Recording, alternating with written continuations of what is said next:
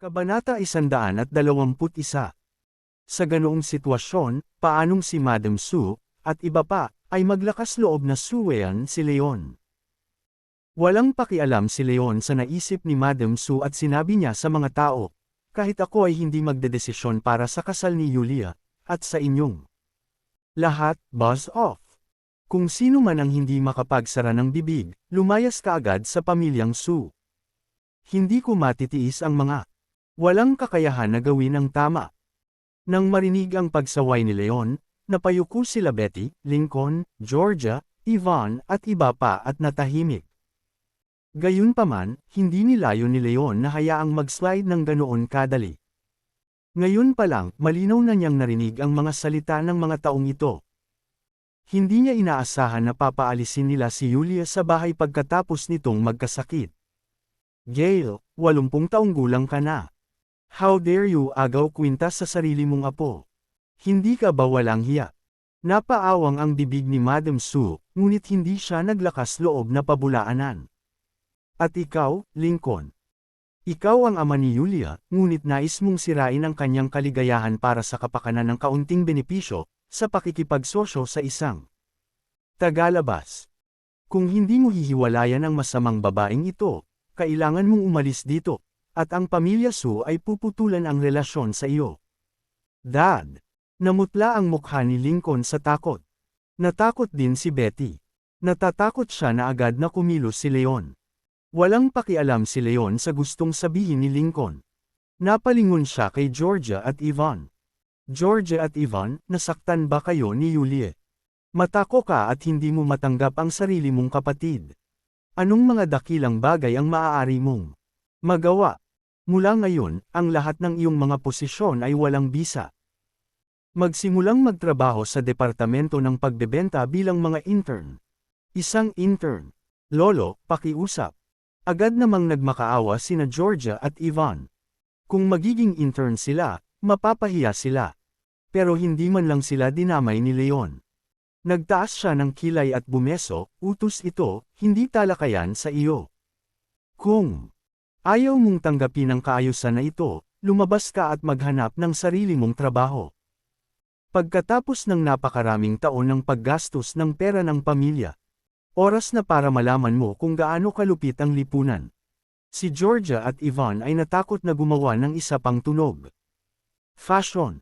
Maliban sa posisyon ni Calvert, ang iba ay pumupunta sa sales department para sa internship.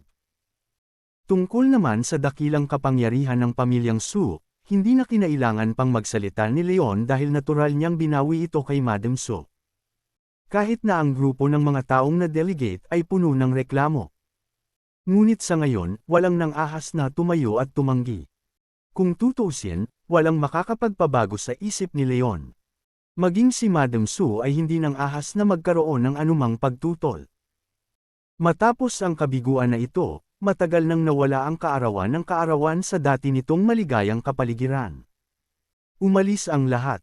Sa isang kisap mata, ang tanging natitira sa bulwagan ay ang mga miyembro ng pamilya Su. Kabanata 122. Nang ibigay ni Alexander ang karayom kay Leon kahapon, hindi inaasahan ni Alexander na lilito si Leon ngayon sa isang kritikal na sandali upang tulungan sila ni Yulia. Bagamat hindi natatakot si Alexander sa hirap na ibinigay ng pamilya Su, nagustuhan ni Alexander kung gaano kadesidido si Leon. Nang sumunod na mga araw, kasama si Leon, ang mga miyembro ng pamilya Su, kasama si Madam Su, ay hindi na nang ahas na gumawa ng anumang gulo. Sina Yulia, Micah at Alexander ay gumugol ng magandang 2 araw kasama si Leon.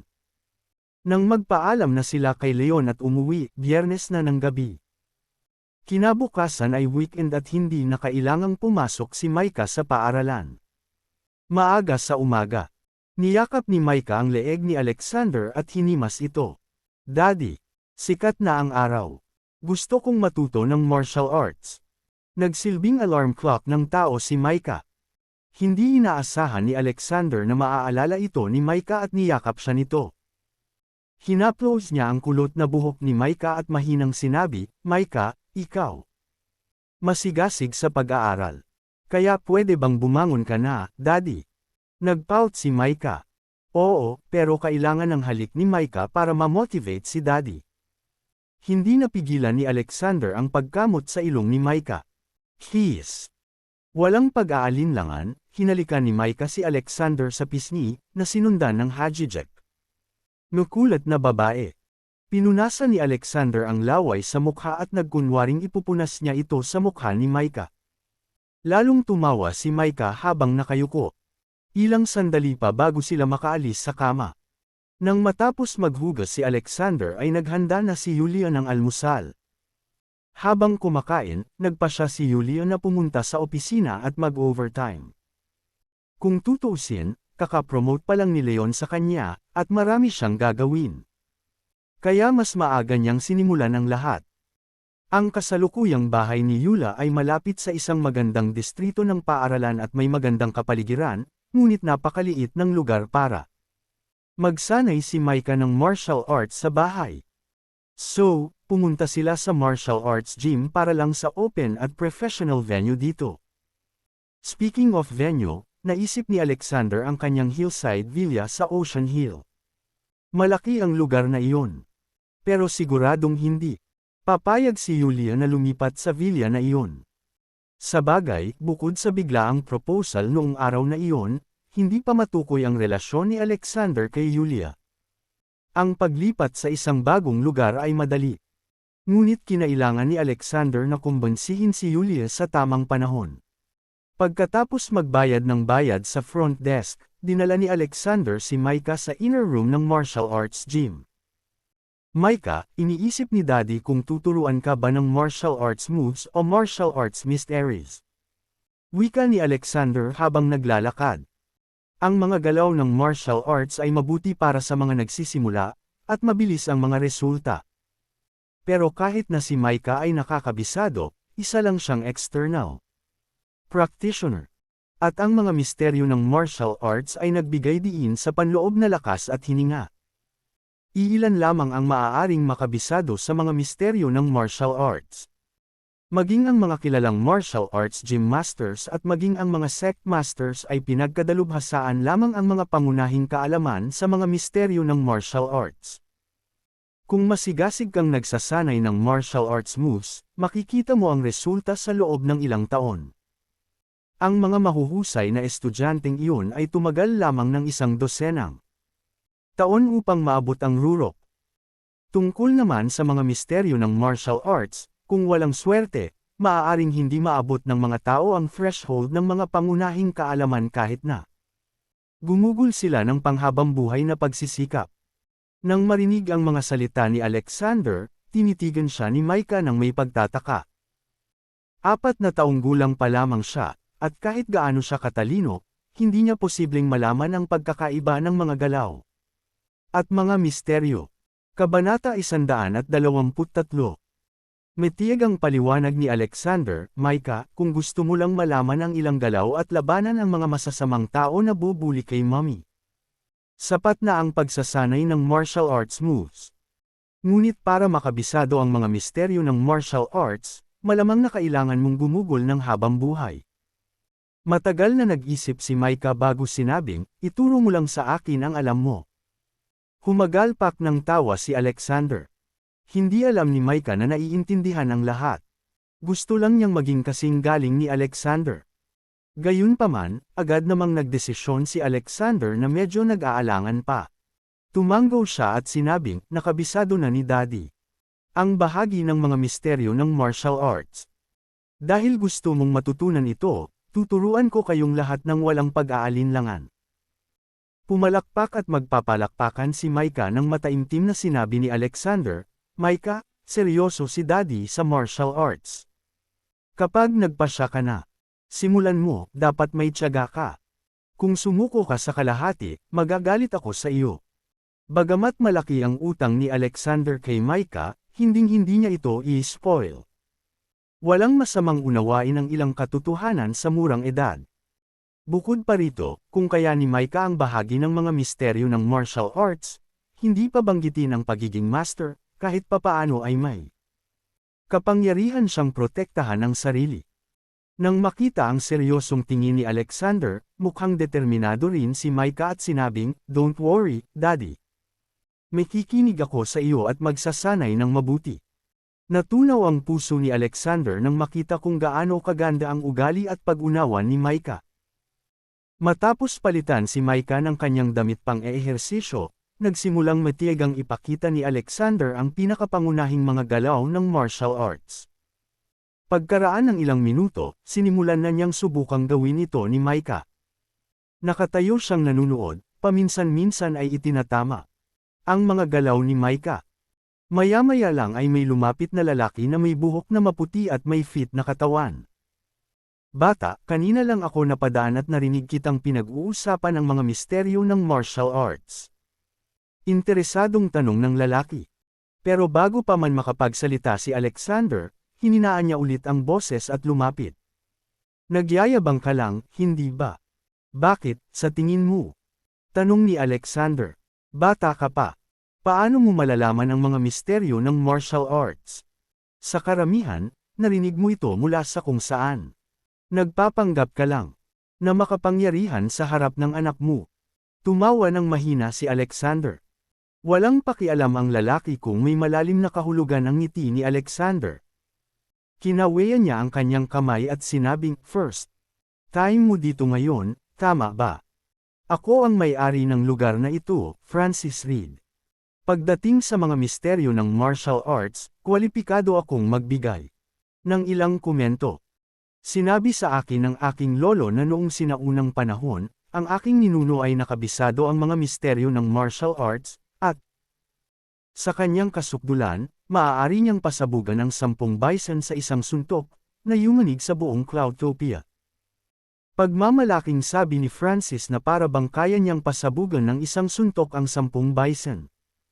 Ngunit hindi na hinintay ang reaksyon ni Alexander, napabuntong hininga siya ng may panghihinayang. "Sa kasamaang palad, noong henerasyon ng aking lolo, nawala ang mga misteryo ng martial arts. Ang matututuhan ko ay ilan lamang sa mga panlabas na kapangyarihan upang mapahusay ang bilis ng aking mga galaw. Noong una, nagkaroon din ako ng pag-asa na maging pinakamataas na gastos." Sa huling bulalas ni Francis, humagalpak ng tawa ang ilang staff sa gym. "Boss, bakit kailangan mong magyabang buong araw?"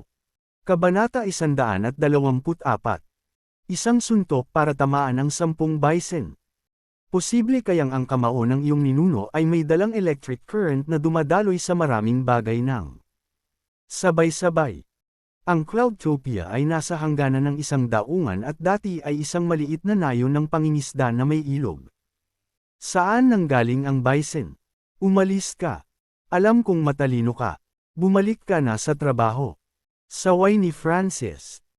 Sa sandaling nabanggit ang mga misteryo ng martial arts, hindi niya maiwasang magdagdag ng kaunting panggatong sa apoy, na nagpapahayag ng panghihinayang ng kanyang puso dahil sa hindi niya natutunan. Gayunpaman, hindi inakala ni Alexander na nagyayabang siya. Dahil kapag na-master mo na ang mga misteryo ng martial arts, transform ka na sa isang bagong-bagong tao. Siyempre, makakapatay ka ng 10 bison sa isang suntok sa oras na iyon. Ito ay kahit na posible para sa master upang punan ang dagat at lupa at ilipat ang mga bituin. Gayunpaman, hindi ito maisip ng mga ordinaryong tao. "Master Reed, may problema." Tinutokso ng karamihan si Francis nang makita nila ang dalawang kabataang nakapractice uniforme na tumatakbo papasok, pawisan at sumisigaw. "Anong mali? Magsalita ng dahan-dahan tungkol sa kung ano ang nangyayari." Saway ni Francis. Pagkasabi pa lang niya ay pumasok ang isang matangkad, blonde, asul na mata na dayuhang lalaki, kasunod ang ilan sa kanyang mga alipors. Paglapit niya ay naramdaman agad ng mga taong naruroon ang pressure. Matangkad at malakas ang dayuhan. Ang ilang mahiyaing trainees, na natakot, ay hindi malay na lumipat sa pinto. Tinaas ng lalaki ang kanyang kilay, at may mapagkunwari na tingin, nakipag-usap kay Francis sa medyo mahusay na lokal na wika. "Ikaw ba ang pinakamagaling na martial arts master dito? Ang pangalan ko ay Hanks, at ako ay Utopia Free Combat Champion." Matagal ko nang hinahangaan ang martial arts ng iyong bansa at naparito ako upang hamonin ka. Maglakas loob ka bang tanggapin ang hamon? Alam ng makaranasang Francis na ang tunay na intensyon ng kabilang partido ay hindi ang hamon. Ang kabilang partido ay dapat na walang kabuluhan. Kahit na medyo malaki ang pagkakaiba sa laki ng katawan nina Francis at Hanks, talagang hindi matatalo si Francis ng walang A. Lumaban. Sa pag-iisip nito, humakbang si Francis at sinabing, bakit hindi? Natigilan si Hanks noong una ngunit agad ding umagalpak ng tawa. Ang lakas ng loob mo. Hindi tulad ng mga dati, na natakot kahit na bago pa man tayo gumawa ng kahit ano. Ngunit kung gayon, ang pagkakaroon ng lakas ng loob ay simula pa lamang. Sa huli, ito ay nakasalalay sa kung gaano kalakas ang kailangan mong manalo. Mukha kang mahina. 2 minuto lang yata ang tatagal mo, at kapag natapos na ang 2 minuto, siguradong bubugbugin kita. Ang martial arts ay kalokohan. Sa aking palagay, gumagawa ka lang ng mga galaw. Ang tunay na puwersa ay dapat na mabilis, tumpak at mabangis na mga kamao. Natapos magsalita si Hanks at itinaas ang kanyang malaking kamao bilang pagtatagumpay. Nagalit ang lahat ng lokal na tao sa silid ng marinig iyon. Noon pa man ay ipinagmamalaki ng mga lokal ang kanilang martial arts. Ngunit naging napakamayabang ni Hanks pagkatapos lamang niyang mapanalunan ang titulong Free Combat Champion. Siya ay simpleng mayabang. Nagalit si Francis. Tumayo siya sa isang profesional na paninindigan at sinabing, binata, walang silbi ang paggawa ng provocation. Hayaang magsalita ang ating lakas. Bakit ka nagmamadali? Biglang umiling si Hanks at sinabing, hindi ka wili-wiling simulan kaagad ang hamon. Paano mo gustong lumaban? Kumunat ang noo ni Francis at inis na tanong. Pusta tayo. Kung matalo ka, palitan mo ang signboard sa pasukan sa martial arts is a shame. Kabanata 125. Nagkagulo ang buong silid. Halatang dumating si Hanks para hiyain ang mga lokal. Nakaramdam ng hiya si Francis.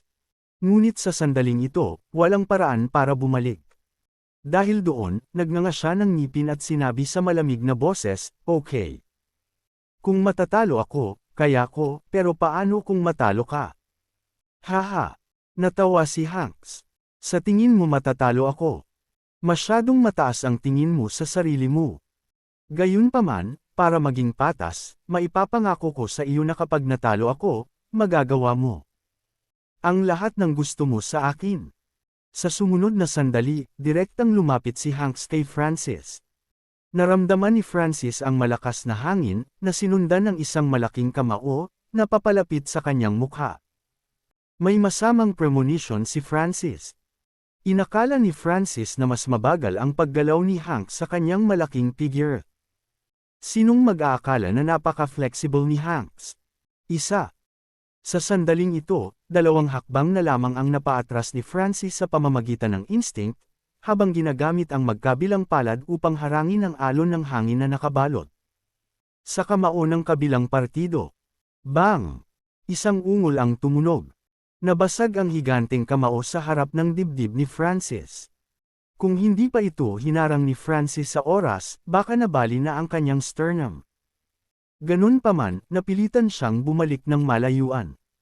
Nang halos hindi na makatayo si Francis, nakaramdam siya ng kirot sa kanyang mga palad, at nabasag ang mga buto sa kanyang mga palso. Master Reed, umalis ka na. Isang tili ang narinig. Wala pang reaksyon si Francis nang muling ilunsad ni Hanks ang kanyang pag-atake. Sa pagkakataong ito, huli na siya para umatras. Siya subconsciously crouched na may mga kamay sa kanyang ulo, pinuprotektahan ang pinakamahalagang bahagi ng katawan. Nang nabasag ang kanyang kamao sa tuktok ng ulo ni Francis, narinig ng lahat ang tunog ng mga bitik ng buto. Gayunpaman, bago pa man umiyak si Francis ay natangay ang kanyang katawan at nontog sa pader. Sa wakas, nahulog siya sa matigas na sahig. Hindi nagtagal, sa ilalim ng kanyang katawan, isang malaking pool ng dugo ang umagos, at siya ay nahimatay. Master Reed. Boss. Ang mga tao sa martial arts gym ay pawang takot na takot. Hindi nila akalain na magiging ganito kabisyo si Hanks. Ito ay hindi isang kompetisyon kundi isang pagpatay. At si Hanks, sa isang matagumpay na paraan, ay lumingon sa grupo at ngumiti. Ni isang galaw ko ay hindi niya naabutan. Mga kalokohan ng martial arts mo. Huwag kalimutan ang tungkol sa pastahan na ginawa natin. Hanks, ang galing mo. Hindi dahil magaling si Hanks, mahina ang martial arts. Ang martial arts ay walang halaga kumpara sa libreng labanan. Napangisi ang mga alipors ni Hanks. Hindi nang ahas magsalita ang mga tauhan ng martial arts gym. Kahit si Francis ay natalo sa ilang segundo, pati mga tauhan. Maya-maya lang, biglang may boses na parang bata. Daddy, ang galing ng foreigner na iyan sa pakikipaglaban, pero tiyak na hindi kanya matatalo. Inosenteng nagsalita si Micah. Hinaplos ni Alexander ang buhok ni Micah at tumawa. Siyempre, hindi ba lagi mong sinasabi na ako ang pinakamahusay na tatay sa mundo? Si Hanks, na proud at kampante, ay hindi natuwa sa narinig. Hoy! Ang yabang mo, ha? Ikaw ba ang pinakamakapangyarihang tao dito sa halip na ang may-ari nitong martial arts gym? Pag-alit na tanong ni Hanks. Kabanata 126. Hindi man lang tumingin si Alexander kay Hanks at wala talagang balak na sagutin siya. Galit na galit si Hanks. Masyadong mahina ang matandang iyon. Hindi ako nagkaroon ng pagkakataon na ipakita ang tunay kong kapangyarihan. Kaya dahil sa tingin mo napakagaling mo, awayin mo ako. For the sake of your daughter, I can let you make 3 moves in advance cell. Nang makitang wala pa ring pakialam si Alexander, agad na napangiti ang mga batang alipor sa likod ni Hanks. Takot ka ba? Hindi mo man lang sinabi na ikaw ang pinakamagaling sa mundo. Ang mga lalaki ba sa iyong bansa ay magaling lamang sa pagyayabang? Mahilig lang kayong lahat magyabang. Nang marinig iyon, hindi nagalit si Alexander.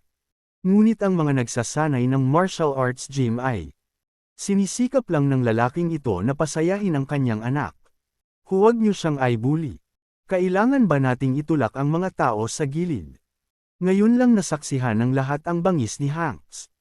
Si Francis, na maraming taon nang nagsasanay ng martial arts, ay natalo matapos masuntok ng 2 beses.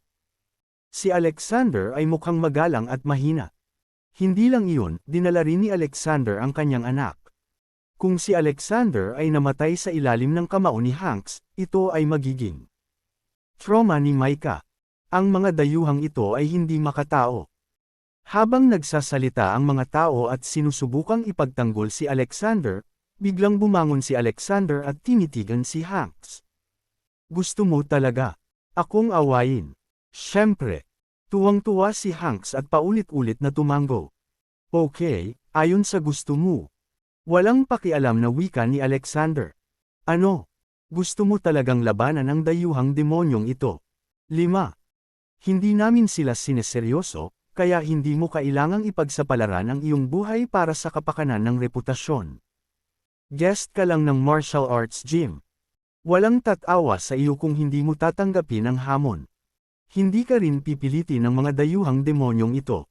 Bata pa ang anak mo. Huwag mo siyang takutin. Kung naaksidente ka, paano pa rin siya lumaki ng masaya? Isang grupo ng mga tao ang humikayat kay Alexander. Nadama nila na si Alexander ay hindi kailanman maaaring maging katapat ni Hanks. No need to be nervous, everyone. Siya ay isang libreng kampyon sa labanan, at siya ay isang piraso ng cake para sa akin. Mahinahong wika ni Alexander. Hindi na hinintay na sumagot ang mga estudyante, lumingon si Alexander kay Micah at malakas na sinabi, Micah, pinapakita na ni Daddy sa iyo ang unang misteryo ng martial arts. Ang mga nagkasala sa ating bayan ay mapaparusahan kahit na sila ay nasa malayo. Magbabayad ng dugo ang mga manlalait sa ating angkan. Si Alexander ay nanatili sa North sa loob ng 6 na taon upang bantayan ang kanyang bansa. Ngunit hindi niya iniwan ang kanyang pangalan pagkatapos gumawa ng malaking kontribusyon. Noon pa man ay naiinis si Alexander sa mga dayuhang ito. Nang makita niya ang mga ito, hindi niya maiwasang isipin ang mga taong matapang na namatay para sa kapakanan ng pagbabantay sa pambansang tarangkahan. Siyempre, kung inaway ni Hank si Francis sa karaniwang pamamaraan, hindi kailanman makikialam si Alexander. Pagkatapos ng lahat, ang bawat kompetisyon ay may panalo at talo. Ngunit si Hanks ay hindi lamang mabisyo, ngunit ipinagpalagay din niyang minamaliit ang martial arts at lahat ng mga lokal. Sa pagkakataong iyon, kinailangan ni Alexander na pumasok at turuan si Hanks kung paano kumilos. Ang mga nagkasala sa ating bansa ay parurusahan kahit na sila ay nasa malayo. Ang mga mang-insulto sa ating angkan ay magbabayad ng dugo. Ang sinabi ni Alexander ay ikinagulat ng lahat ng mga naruroon. Sa sandaling ito, naramdaman nila na si Alexander ay mukhang dominante at matapang. Hindi banggitin ang lakas ng loob ni Alexander na tumayo para sa kanyang sarili ay nakumbinsi ng lahat ng mga taga-ron. Kabanata 127. Si Hanks, gayunpaman, ay tumawa ng may paghamak. Dugo sa dugo. Sa tingin mo matatalo mo ako? Tumango si Alexander at sinabing, sigurado na. Malamig na sabi ni Hanks, gusto ko ang tiwala mo. Gayunpaman, kung natalo ka, kailangan mong sabihin sa publiko na ang mga lokal ay talunan. Siyempre. Gaya ng kanina, kapag natalo ako, nasa iyo na. Deal. Nagsalita si Alexander. Bata, huwag kang mahulog sa daya ng dayuhan. Sa huli, gusto niya lang tayong ipahiya. Huwag kang lumaban, baka mawala ka sa mukha ng ating bayan. Kahit na nakaligtas ka, makikilala ka bilang isang talunan. Nag-aalala ang mga nagsasanay. At nag-smirk ang mga alipors na dinala ni Hanks. Natatakot ka ba ngayon? Yan lang ba ang lakas ng loob mo? Ikaw ay duwag na maraming inaalala. Hindi ka karapat-dapat na makipagkumpetensya kay Hanks. Ang Utopia ang pinakadakilang bansa, at si Hanks ang pinakamalakas na martial artist. Ipinagmamalaki ng mga dayuhan ang kanilang kapangyarihan sa bansa ng isang tao, na sinasabi na ang kanilang bansa ang pinakadakila. Ngayon, kahit ang mga martial arts gym students ay hindi na nakatiis. Sinong nagsabing nag-alinlangan ako? Maya-maya, biglang nagsalita si Alexander. Tapos, inangat niya ulit ang ulo niya at sinenyasan si Hanks. Kaya mong gawin ang 3 galaw na sinabi mo. Dahil natatakot ako na kung gagawa ako ng hakbang, hindi ka magkakaroon ng pagkakataon. Bastos. Nang marinig ang mga salita ni Alexander, sumigaw si Hanks ng baliw. Nakaramdam siya ng hiya. Pagkatapos ng dagandong, sumugod si Hanks. Nag-charge siya sa mabilis na bilis. Ang mga hindi pa nag-practice ng martial arts ay matatalo na ng kanyang enerhiyang nakapaligid sa kanya bago pa man siya makalapit. Habang papalapit si Hanks kay Alexander, sumabog si Hanks ng isang mabilis na suntok. Lahat ng tao sa kwarto ay nagpipigil ng hininga. Sa sobrang kaba nila ay nakalimutan na nilang huminga. Nakatitig kay Alexander na hindi kumikislap ang mga mata ni Micah na nakatitig sa malayo. Ang kanyang 2 maliliit na kamay ay pumulupot ng mahigpit. At ang mga alipors na dinala ni Hanks ay natuwa kay Alexander, na sa kanilang mga mata ay isa ng naghihingalong tao. Akmang bumasag ang kamao ni Hanks sa mukha ni Alexander, hinampas ni Alexander. Katulad nito, nag-form din siya ng kamao gamit ang isang kamay at direktang pumutok. Maliban doon, walang mga dagdag na galaw. Ito ay kamao laban sa kamao. Sa sandaling nagbanggaan ang 2 kamao, isang nakakakilabot na popping sound ang dumating. Boom! Akala ng mga tao ay matatalo si Alexander, at may ilang mahiyain na natakot kaya napapikit na lamang sila. Gayunpaman, sa susunod na sandali, hindi nagkatotoo ang naisip na senaryo. Sa halip, si Hanks, na kasing lakas ng isang oso, ay lumipad ng paatros. Boom! Isang malakas na ingay ang maririnig. Nabasag si Hanks sa kisame sa likod. Pagkatapos, muli siyang bumagsak sa lupa. Napabuntong hininga ang lahat. Sa isang pag-iyak, tuluyang nawala ang isang braso ni Hanks. Kabanata 128. Si Hanks, napilit na nagpupumiglas, ay sinubukang bumangon at bumalik sa field. Sa kasamaang palad, kahit anong pilit niya ay hindi siya makabangon. Nakaramdam siya ng matinding pagkahilo. Nagkaroon ng patay na katahimikan sa martial arts gym. Napatulala ang lahat. Hindi nila inaasahan na si Hanks pala ang bumagsak sa lupa. At, sa isang hindi pangkaraniwang trahedya na paraan. Matagal bago natauhan ng mga alipores ni Hanks at tumakbo papunta kay Hanks para tingnan ang status niya. Matapos tingnan ang mga sugat ni Hanks, mas nabigla ang gang. Isang suntok. Isang suntok lang. Nasira ni Alexander ang buong braso ni Hanks. Kung nakatanggap si Hanks ng isa pang suntok, namatay na siya ngayon. Maging ang lahat ng mga estudyante ng Martial School na naruroon ay nabigla ng hindi masabi. Ang tila magalang na Alexander ay may napakalakas na kapangyarihan sa isang suntok. Ito ay hindi kapanipaniwala. 2 suntok lang ang ginamit ni Hanks at tinalo si Francis sa ilang segundo. Ngunit hindi niya napigilan ang dahan-daang pinalawig na suntok ni Alexander. Hindi maisip ang kapangyarihan ni Alexander. Si tatay ang pinakamakapangyarihang tatay sa mundo. Mula sa malayo, pumalakpak si Micah at sobrang proud.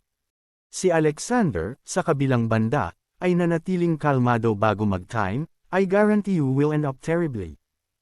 Ilan sa mga alipores ni Hanks ay hindi nang ahas na sumagot. Bago pa magbago ang isip ni Alexander, dali-dali nilang binuhat si Hanks at tumakbo palayo. Mayabang na dayuhan. Ang aking bansa ay puno ng mga talento. Ang lakas ng loob mong Suen ang ipinamana sa atin ng ating mga ninuno. Tumawa ng malakas ang mga trainee. God of War.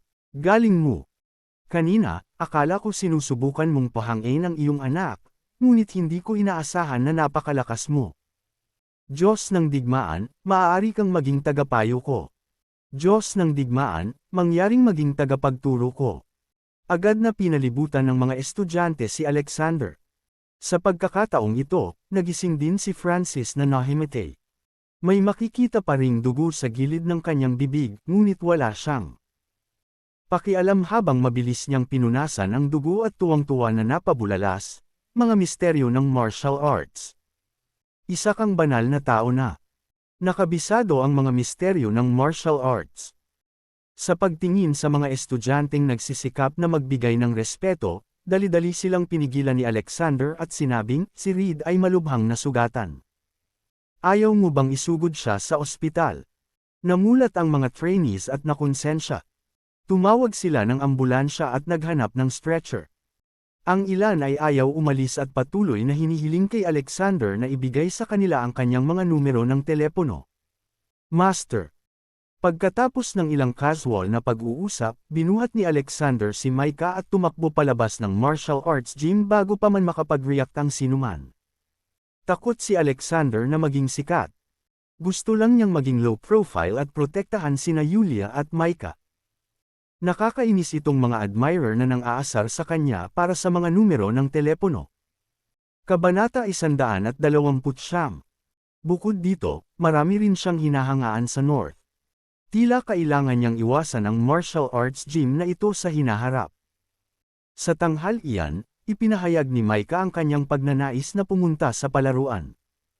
Pagkatapos ay dinala siya ni Alexander doon sa buong hapon. Kinabukasan, iniwan ni Yulia si Micah kay Alexander at pumunta sa opisina para mag-overtime. Pagkaalis ni Yulia, nag-iisip si Alexander kung ano ang gagawin mamaya. Maya-maya lang ay tumunog ang phone sa coffee table. Kinuha niya ito at nakita niyang kaklase niya ito sa high school na kakakontak lang niya noong nakaraang class reunion, si Ingram. Hindi na ito pinansin ni Alexander at sinagot ito. Alexander, anong oras ka dadating sa gym? Diretsong tanong ng tumatawag na si Ingram. Gym. Nataranta agad si Alexander sa tanong. Hindi mo alam na nagdedebo si Valerie sa City Gym ngayon, di ba? Nagulat si Ingram. Hindi ko alam. Hindi ko narinig ito. Si Alexander ay tapat. Ano? Masyado kang walang puso. Hindi ka ba naaawa sa school beauty na hanggang ngayon ay humahanga sa iyo? Medyo galit na tanong ni Ingram. Naalala ko na. After the class reunion that day, she did told me that there will be a performance and invited me. Gayunpaman, hindi ako sigurado kung available ako, kaya hindi ako nag-confirm sa kanya. Naalala ni Alexander. Sa kalahating oras. Bago pa makapagsalita si Alexander ay ibinaba na ni Ingram ang telepono. Ngumiti si Alexander nang walang magawa. Naisip niyang pumunta na lang siya. Anyway, hindi niya alam kung ano ang gagawin kay Micah ngayon. Sa pag-iisip nito, sinabi ni Alexander kay Micah na katabi niya, "Micah, paano kung dadalhin ka ni Daddy sa isang concert ngayon?" Oo. Nangangahulugan ba ang kagandahan ng paaralan na ang iyong kaibigan ay maganda? Tanong ni Micah, pumalakpak ang mga kamay. Well, sort of, pero kahit gaano siya kaganda, hindi siya kasing ganda ni Mommy. Tumawa si Alexander. Buong pagmamalaking tumango si Micah at saka nagtanong, "Daddy, ano ang ibig sabihin ng kaibigan mo sa telepono nang sabihin niyang scumbag ka?" Hindi alam ni Alexander ang isasagot. Paano niya ito maipapaliwanag? Kung sinabi niya ang totoo, hindi ba't pinapagalitan niya ang sarili niya? Kung gaano ito kahihiyan sa harap ng kanyang anak na babae. After a moment of deliberation, Alexander then said, he was complimenting Daddy on how handsome I am. Hindi ba? Uso ngayon ang papuri sa mga lalaki kung gaano sila kagwapo. Napaisip si Micah at biglang humajijek. Tama siya. Ang gwapo mo at ang tanga. Napaawang ang bibig ni Alexander. Saglit na hindi siya nakainik. Isa pa, nag-aalala siyang baka marinig ito ni Yulia. Makalipas ang kalahating oras, lumitaw sina Alexander at Micah sa gate ng City Gym. Ang pasukan sa stadium ay napuno ng mga tagahanga na dumating upang ipakita ang kanilang suporta, pati na rin ang ilang mga vendor na nagbebenta ng mga item na may kaugnayan sa mga idolo. Siyempre, mayroon ding mga tao na partikular na narito para suportahan si Val Erie. Dalawa sa mga lalaki ang naglabas ng malaking poster na may larawan ni Val Erie. Kaakit-akit ang itsura ni Val Erie sa poster. Kabanata 130. Tay, kilala mo ba ang babae sa larawan? Tanong ni Micah sabay turo sa poster. Tumango si Alexander at sinabing, well, she went to high school with me. Kung magsusuot ng ganito si Mommy, dapat mas maganda pa siya sa kanya. Nagsalita si Micah ng may malaking katiyakan. Humagalpak ng tawa si Alexander.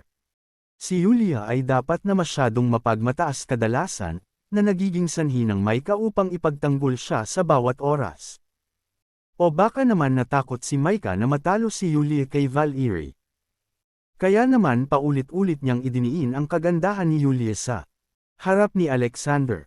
Ngunit anuman ang mangyari, sapat na iyon upang patunayan na ang katalinuhan ni Micah ay likas na matalino. Alexander, anong tawag niya sa'yo? Isang boses ang tumunog. Alam kaagad ni Alexander na si Ingram iyon. Hindi mo ba narinig iyon? Nakangiting sabi ni Alexander. Kailan kayo nagpakasal? Napalunok si Ingram at nagtanong. Dad, siya ba ang lalaking pumupuri sa'yo sa pagiging gwapo mo na isa kang hamak? Napakurap si Micah at nagtatakang tanong. Gwapo at hamak. Anong meron? Hindi makapaniwalang tanong ni Ingram.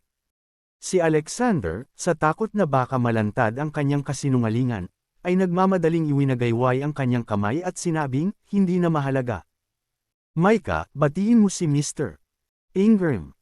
Pero, bago sumagot si Ingram, idinagdag ni Micah, Mr. Si Ingram ay isang hamak ngunit hindi kasing hamak gaya ni Daddy. Napahiya si Alexander na pilit pa ring itinatago ang kasinungalingan. Napatulala siya kay Micah. Patuloy na inilantad ni Micah ang kanyang mga kasinungalingan ngayon. Haha! Alexander, ano ang sinabi mo sa iyong anak? Biglang humagalpak ng tawa si Ingram. Ibig sabihin, kahit na ang iyong anak na babae ay alam na ikaw ay isang hamak. Hindi alam ni Micah na nahihiya si Alexander. Nang marinig niya ang sinabi ni Ingram, seryoso siyang tumango at sinabing, oo, si Daddy. Sobrang gwapo, syempre, scum. Sa pagkakataong ito, naunawaan na ni Ingram ang lahat. Haha! Alexander, hindi ako makapaniwalang magsasabi ka ng kasinungalingang iyon. Tinakpan ni Ingram ang kanyang tiyan at nagpakawala ng mas pinalaking tawa kaysa ngayon, pinapanood si Alexander na mukhang awkward. Tumigil ka sa pagtawa. Hindi na nag-abalang makipagtalo si Alexander kay Ingram, hinayla si Micah at naglakad pasulong. Aw! Maya-maya, may biglang sumigaw. Agad na nagkagulo ang mga tao. Ang susunod na sandali. Isang higanteng itim na aso ang nakita, kaliwat kanan na humahajiba sa mga tao, pagkatapos ay galit na tumatahol at nagmamadaling lumapit kay Micah. Nakapagtataka, ito ay isang Tibetan Mastiff na may mabangis na kalikasan. Micah. Lumipad palabas ang itim na Tibetan Mastiff. Bago ito tumama sa lupa, nasira ang mga organo nito. Pagkatapos bumalik sa Cloudtopia, pinigilan ni Alexander ang bawat welga. Ngayon lang, talagang kritikal ang sitwasyon. Upang protektahan ang kanyang anak na babae, wala siyang oras upang kontrolin ang puwersa habang siya ay reflexively kicked out. Sa Hilaga, siya lamang ang makakapigil sa 1,000 kabayo. Kaya hindi nakayanin ng isang Tibetan Mastiff ang kanyang suntok. Kakalapag lang ng Tibetan Mastiff nang tumakbo palabas ng crowd ang isang binata na may nakatali sa buhok. Nang makita niya ang Tibetan Mastiff na puno ng dugo, tumalon siya kay Alexander at sinabing, "Anak ko siya. Pinatay mo. Aking anak na lalaki. Papatayin kita."